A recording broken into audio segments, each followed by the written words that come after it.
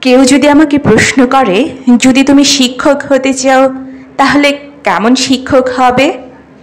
জবাবে আমি বলবো, আসিফ নজরুল হতে চাই।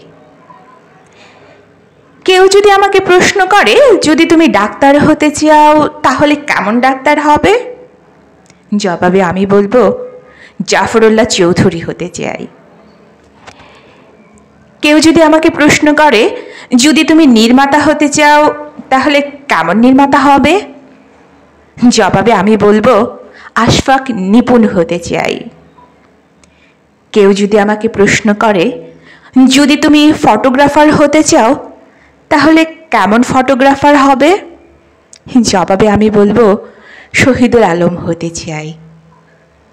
কেউ যদি আমাকে প্রশ্ন করে, যদি তুমি লেখক হতে চাও তাহলে কেমন লেখক হবে?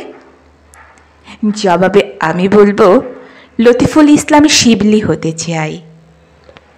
কেউ যদি আমাকে প্রশ্ন করে, যদি তুমি আইনজীবী হতে চাও তাহলে কেমন আইনজীবী হবে?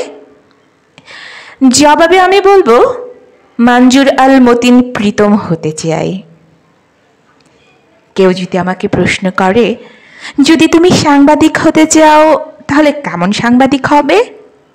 জবাবে আমি বলবো, খালেদ মহিউদ্দিন হতে চাই। কেউ যদি আমাকে প্রশ্ন করে, যদি তুমি শিল্পী হতে চাও তাহলে কেমন শিল্পী হবে?